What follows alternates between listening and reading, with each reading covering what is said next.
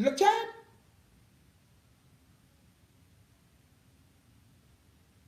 est voisin du Cameroun.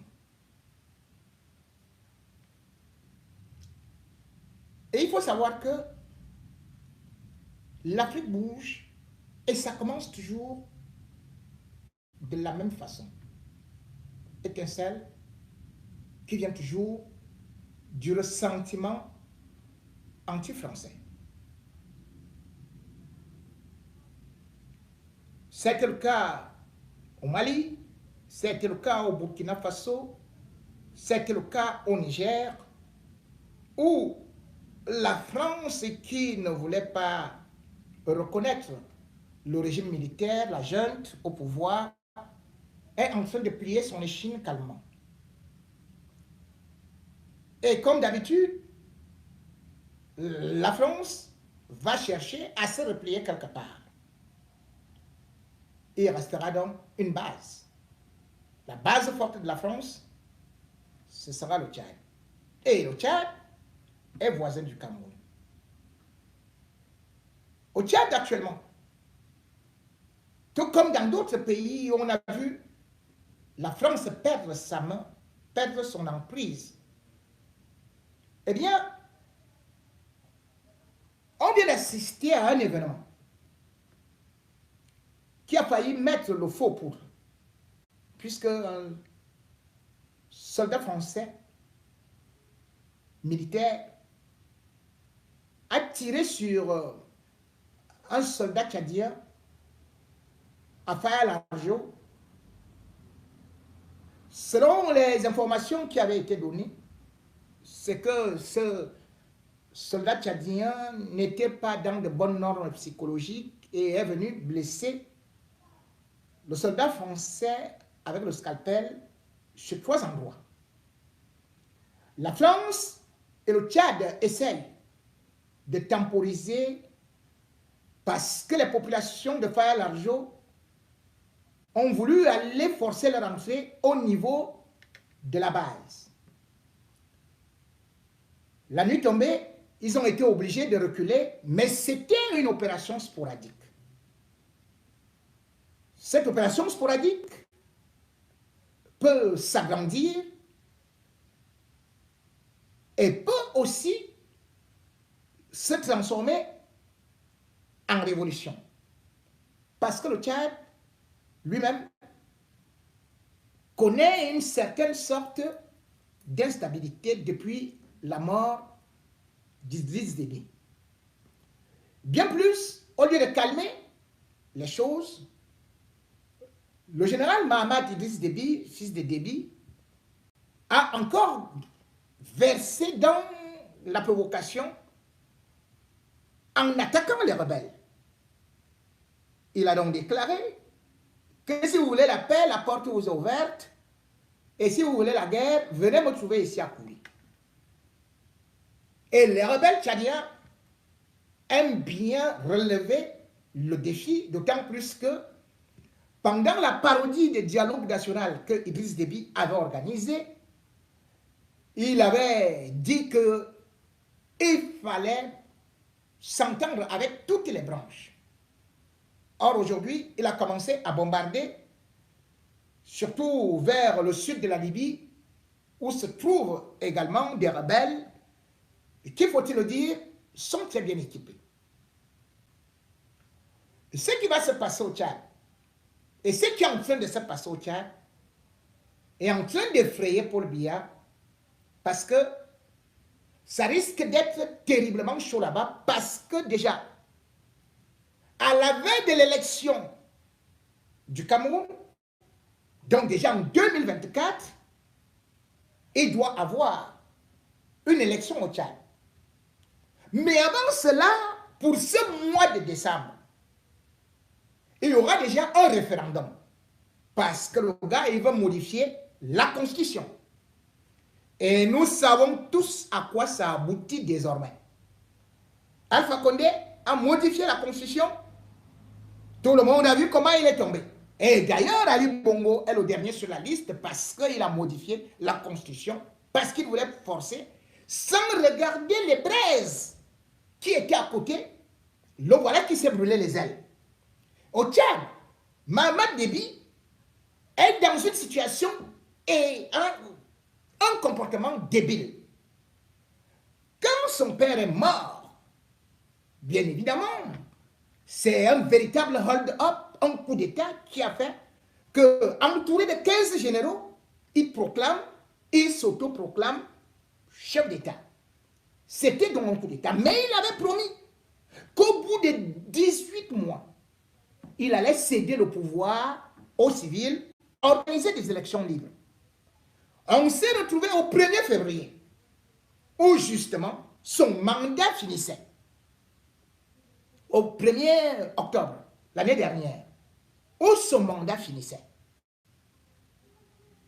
Au lieu de partir, il a plutôt dit, je vais encore prolonger ma période de transition qui était de 2 ans, de 2 ans. Et c'est là où les manifestations ont commencé. Les manifestations du 20 octobre 2022 ont abouti donc à un véritable carnage, puisque selon le gouvernement, l'armée tchadienne a tiré et il y a eu 73 morts. Mais selon les ONG, il y a eu plus de 130 morts. Et d'ailleurs, il a fait arrêter les enfants, les mineurs et d'autres personnes, des gens politiques. Il est parti avec eux pour les enfermer dans une prison à 600 km de N'Djamena, à Koro-Toro. C'est comme ça qu'on appelle là-bas. Certains ont été condamnés. C'est donc des prisonniers politiques comme exactement aussi au niveau du MRC. Mais cependant, là où il est en danger et là où ça va mal se passer, c'est que dernièrement, lui-même, il est venu annoncer une tentative de coup d'État. Il a annoncé ça le 5 janvier 2023, disant que l'armée tchadienne a déjoué un coup d'État en décembre 2022. Il a fait arrêter 11 officiers, puis quelqu'un de la société civile qui a une forte tête. Il a dit que voilà les gens qui ont voulu renverser l'ordre constitutionnel. Vous voyez, quelqu'un qui a renversé, piétiné l'ordre constitutionnel, vient dire maintenant que ce sont les autres qui veulent renverser l'ordre constitutionnel. Ils ont été condamnés à 20 ans de prison. Mais il a dit qu'il allait libérer 11, il a juré, nous étions en avril. On a commencé à attendre. Mais là, il continue à sortir des yeux. Pendant ce temps, la rébellion est en train de s'organiser. L'opposant qui était là, il voulait lui faire ce que Dia a fait de Kamto, l'enfermer, mais Succès Masra, un jeune, il s'est enfui, il est parti se réfugier aux États-Unis. Le Tchad risque donc de connaître des moments très chauds, très très chauds, et ça va toucher le Cameroun. Pourquoi? Parce que le Tchad, depuis pratiquement son indépendance, a connu une succession de coups d'État. Et chaque fois, ça touchait le Cameroun, surtout après, on peut dire, les années 81, depuis que Paul Biya est venu au pouvoir là. Ça a commencé à beaucoup bouger parce qu'il y avait opération Limousin, opération Dako, opération ceci. Le Tchad a, certes l'armée, la base, les bases importantes de l'armée française, donc une au Tchad, une est en N'Djamena, une à Faya-Largeau, l'autre à Abéché. Et là-bas, les avions de chasse, les avions de transport, il y a le centre de commandement, il y a ceci et tout et tout et tout. Mais cela ne veut pas dire que la France va continuer à protéger Mahamat Déby. Il se trompe. Parce que l'histoire nous montre que la France s'est souvent tournée le dos. La preuve. En 82, qui d'ailleurs était encore président, c'était Moukouni Oudiaï. Et puis, il avait nommé comme ministre de la Défense Hissène Habré. Hissène Habré le renverse justement en 82. Et il devient président. La France le soutient. Alors que c'est Ngoukouni Ouédé qui était au pouvoir. Ngoukouni Ouédé s'enfuit, il va en Libye. Il va voir Kadhafi. Kadhafi lui donne les armes et lui donne des troupes. Qu'est-ce que la France a fait? Lorsque la France a vu justement que là c'est très très chaud, la France a créé l'opération Manta. Opération Manta. Nous sommes en 84. Regardez cette date. Ngoukouni Ouédé revient maintenant. Lui qui était à la tête du Tchad pour attaquer Hissène Habré, qui est venu là avec les rebelles. On dit non, non, non, c'est plutôt Ngoukouni Ouédé qui est devenu rebelle. La France va protéger Hissène Habré. Contre Ngoukouni Ouédé, la France va repousser l'armée libyenne avec tous les rebelles tchadiens.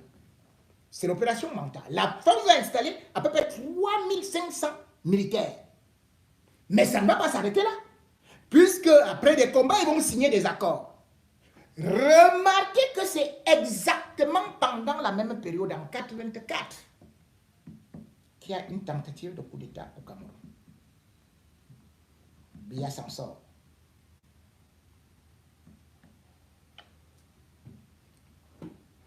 Et remarquez que la France qui protégeait Hissène Habré, la France finira par le lâcher. Puisque lorsque les rebelles vont encore attaquer, eh bien parce que voilà, cette fois-là, je dis que la première fois que la France était intervenue, c'était le 9 septembre 1983. Et ils appelaient ça opération Manta à l'appel de Ngoukouni Ouédé. Ça fait donc 40 ans qu'ils sont là, ils ne sont plus jamais partis. Mais est-ce que Hissène Habré, malgré le soutien de la France, n'est pas tombé? Il est tombé. Comme Bazoum est tombé. Hein? Il y a des gens qui étaient avec la France qui sont tombés. Et d'ailleurs, Hissène Habré va s'enfuir au Cameroun en 90. Là, il y aura des troubles. Il va s'enfuir. Maintenant, cette fois-ci, c'est Idriss Déby. Quand Idriss Déby arrive au pouvoir, tac, il arrive au pouvoir avec le soutien de la France. Et d'ailleurs, jusqu'en 2019, c'est la France qui le protégeait, puisque vous connaissez très bien comment est-ce que la France avait envoyé son armée bombarder les troupes, enfin, les colonnes des rebelles qui étaient en train de venir. Ça, c'était en 2019. Sinon, Idriss Déby tombait là. Et ce sont ces gens-là, ces rebelles-là, qui ont réussi à abattre Idriss Déby. Ils sont donc prêts maintenant à venir. Or, qu'est-ce qui va se passer? Puisque la France est actuellement fragilisée, la France ne va pas intervenir dans les combats. Les rebelles vont avancer. Il y aura d'abord un flux vers le Cameroun et une instabilité. Parce qu'il faut savoir qu'aujourd'hui, le Tchad reste le dernier maillon de ce que la France avait créé après l'opération Barkhane. Ils ont créé le truc qu'ils ont appelé le G5 Sahel. Le Mali est tombé, le Burkina est tombé, la Mauritanie, bon, est partie comme ça. Donc, ils ont mis un pays de l'Afrique centrale qui est le Tchad.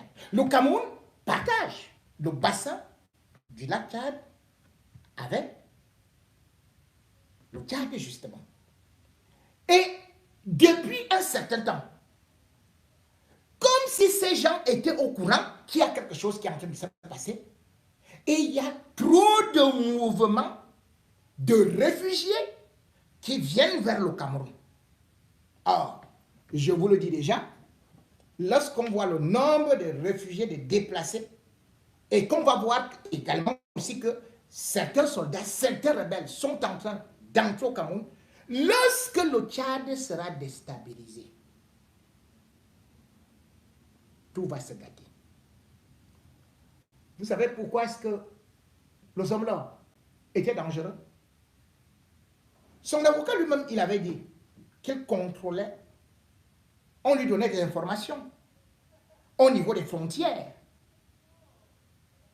entre le Cameroun et le Tchad, et entre le Cameroun et la République centrafricaine. Les rebelles qui sont en Djamena peuvent aussi entrer en République centrafricaine. Mais le Cameroun est beaucoup plus proche. Et on est vulnérable parce qu'aujourd'hui, nous sommes sur plusieurs fronts. Le Tchad lui-même partage une frontière de 1175 km avec le Niger. Donc, l'instabilité du Niger entraîne l'instabilité du Tchad qui entraîne l'instabilité du Cameroun.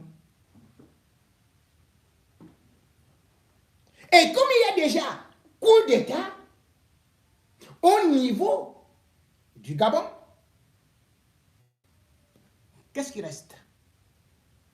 Le Cameroun, avec ce qui se passe actuellement au Tchad, où on n'est pas sûr que Mahamat Déby va tenir. On n'est pas sûr. Et surtout comme il veut organiser un référendum, et surtout qu'au lieu de laisser le pouvoir, il a dit non, lui-même, il devrait se représenter à l'élection présidentielle. Donc les rebelles savent que s'ils disent qu'ils vont aux urnes, ils ne vont jamais rien gagner. Ce sera Idriss Déby. Donc, conséquence, il y aura la guerre. Nous, on a déjà la guerre au Nozon. On a la guerre à l'extrême nord. Et voilà l'autre guerre. Pendant ce temps, Biya ne parvient même plus à pouvoir marcher. Il court tantôt en Russie, il recourt ici à Paris, il ne sait plus où donner la tête.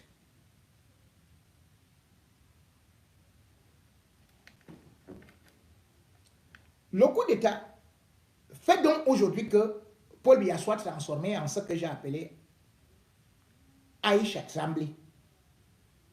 Parce qu'on ne sait pas quand ça peut arriver. Parce que surtout, ce n'est plus lui le maître du temps, le maître du jeu.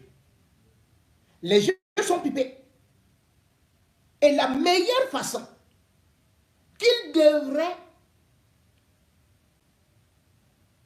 utiliser, c'est de sortir tête haute.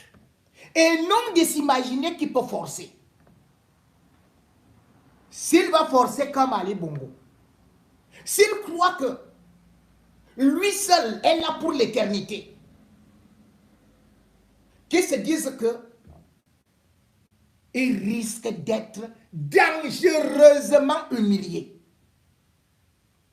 Il aura cherché. On avait dit ça à Mugabe. Robert Mugabe n'a pas voulu partir. On avait dit ça à Alpha Condé. Alpha Condé n'a pas voulu comprendre quoi que ce soit. On a dit ça à Ali Bongo. Ali Bongo n'a pas voulu comprendre quoi que ce soit. Il n'a voulu rien entendre. Si aujourd'hui, Biya dit qu'il est très fort, il déplace tel, il met tel à tel poste, il reprend tel, il se dit que je cogne les têtes de l'armée, que c'est une recette qui marchait il y a très très longtemps, qui ne peut plus marcher aujourd'hui. C'est une recette qui marchait lorsque l'Afrique centrale et même l'Afrique de l'Ouest était complètement encore sous le joug colonial, sous le joug impérialiste, néocolonial de la France. Aujourd'hui, on se rend compte qu'il y a beaucoup trop d'enjeux et que de tous les côtés, chacun est en train de positionner ses pions. Quand on avait 41 ans au pouvoir,